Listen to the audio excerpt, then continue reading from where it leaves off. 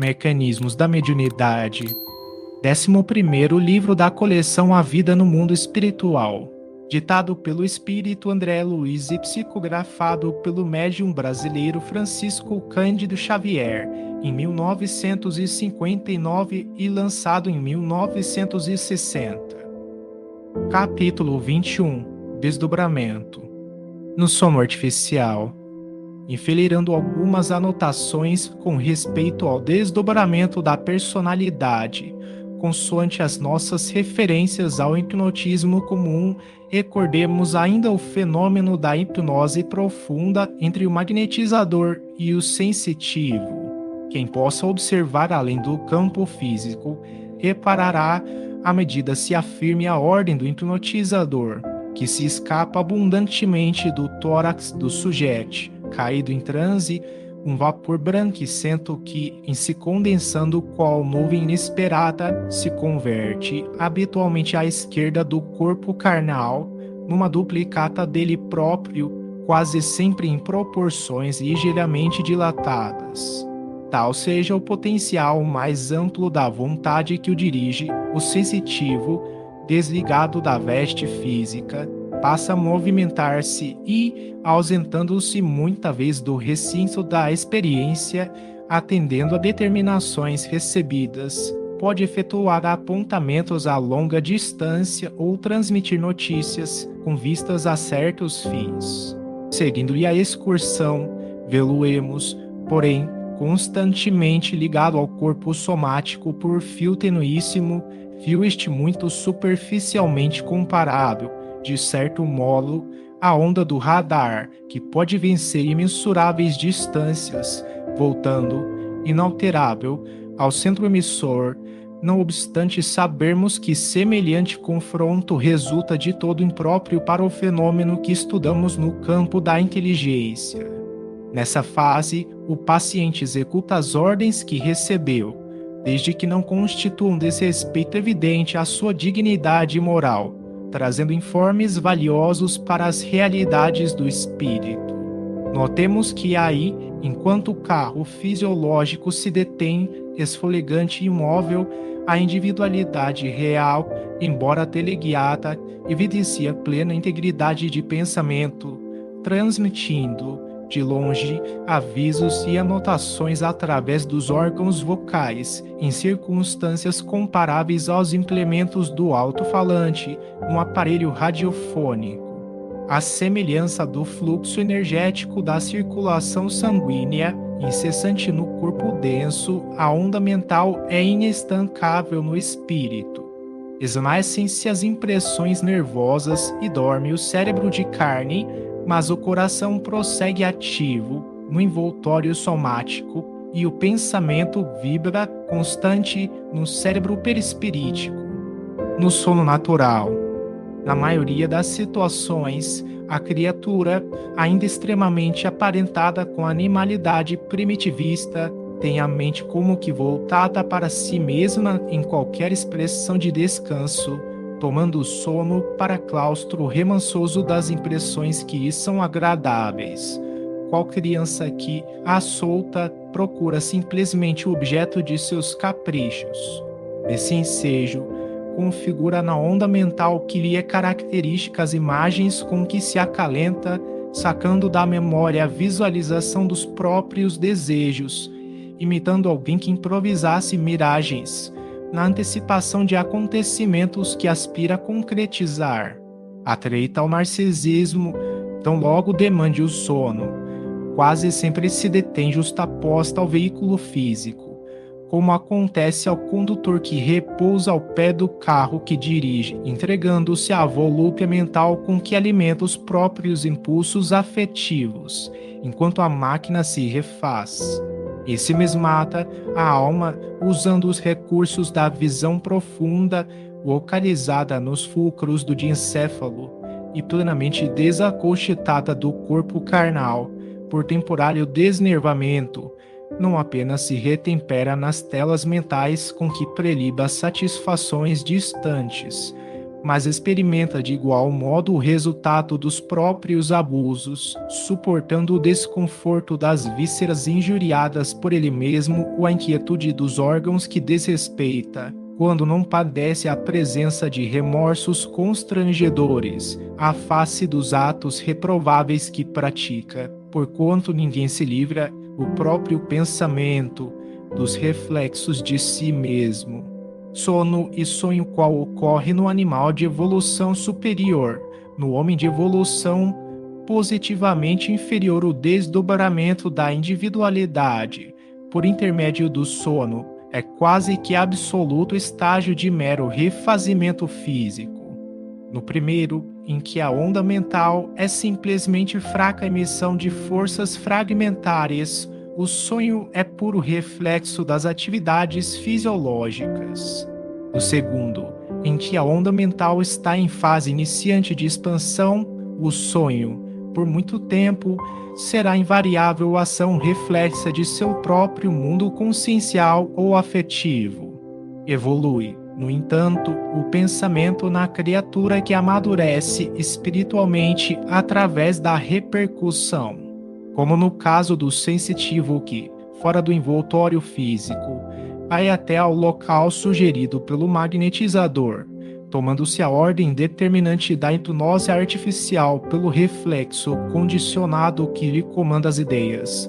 A criatura na hipnose natural, fora do veículo somático, possui no próprio desejo o reflexo condicionado que lhe circunscreverá o âmbito da ação além da roupagem fisiológica, alongando-se até ao local em que se lhe vincula o pensamento.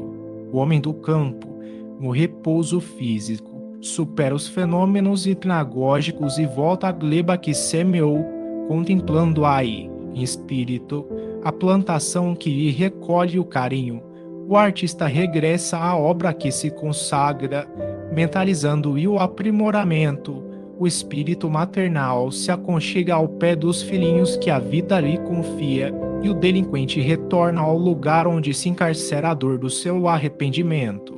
Atravessada a faixa das chamadas imagens eutópticas, exteriorizam de si mesmos os quadros mentais pertinentes à atividade em que se concentram, com os quais angariam a atenção das inteligências desencarnadas que com eles se afinam, recolhendo sugestões para o trabalho em que se empenham, muito embora, à distância da veste somática, frequentemente procedam ao modo de crianças conduzidas ao ambiente de pessoas adultas, mantendo-se entre as ideias superiores que recebem e as ideias infantis que lhes são próprias, do que resulta, na maioria das vezes, o aspecto caótico das reminiscências que conseguem guardar ao retornarem à vigília.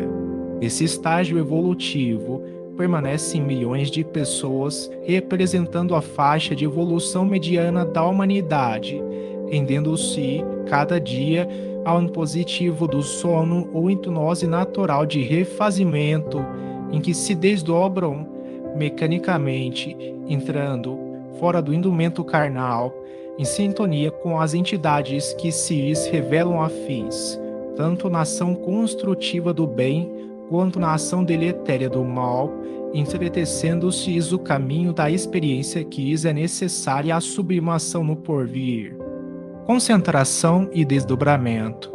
Quando se entregam ao labor da arte, atraem, durante o sono, as inspirações para a obra que realizam, compreendendo-se que os espíritos enobrecidos assimilam do contacto com as inteligências superiores os motivos corretos e brilhantes que lhes palpitam nas criações, ao passo que as mentes sarcásticas ou criminosas, pelo mesmo processo, apropriam-se dos temas infelizes com que se acomodam, acordando a ironia e a irresponsabilidade naqueles que se lhes ajustam aos pensamentos, pelo trabalho a que se dedicam.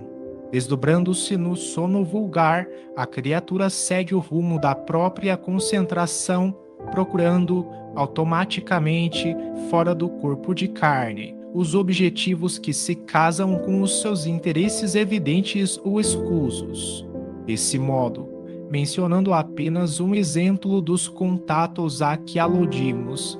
Determinado escritor explorar ideias edificantes e originais no que tange ao serviço do bem, induzindo os leitores à elevação de nível moral, ao passo que outro exibirá elementos aviltantes, alinhando o escárnio ou lodo sutil com que corrompe as emoções de quantos se entrosam à maneira de ser. Inspiração e desdobramento.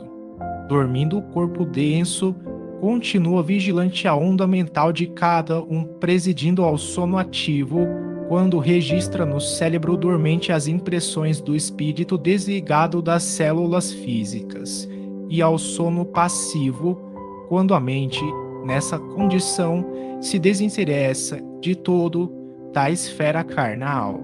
Nessa posição, sintoniza-se com as oscilações de companheiros desencarnados ou não, com as quais se harmonize, trazendo para a vigília no carro de matéria densa, em forma de inspiração, os resultados do intercâmbio que levou a efeito, porquanto raramente consegue conscientizar as atividades que empreendeu no tempo de sono. Muitos apelos do plano terrestre são atendidos, integralmente ou em parte, nessa fase de tempo.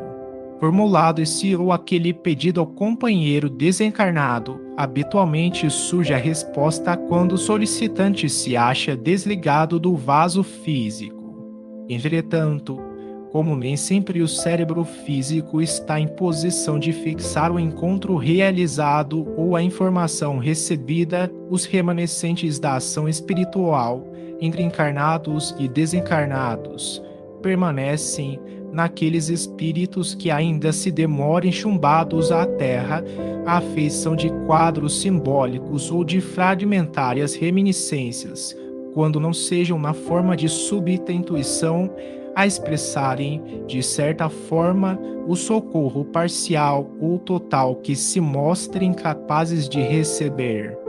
Desdobramento e mediunidade. As ocorrências referidas vigem na conjugação de ondas mentais, porque apenas excepcionalmente consegue a criatura encarnada desvencilhar-se de todas as amarras naturais a que se prende, adstrita às conveniências e necessidades de redenção ou evolução que lhe dizem respeito.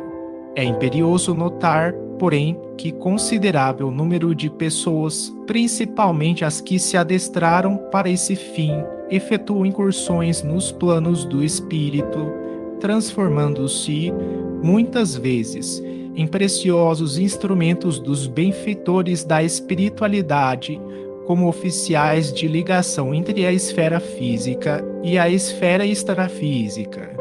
Entre os médiuns dessa categoria, surpreenderemos todos os grandes místicos da fé, portadores de valiosas observações e revelações para quantos se decidam marchar ao encontro da verdade e do bem. Cumpre destacar, entretanto, a importância do estudo para quantos se vejam chamados a semelhante gênero de serviço, porque, segundo a lei do campo mental, cada espírito somente logrará chegar, do ponto de vista da compreensão necessária, até onde se pare o discernimento.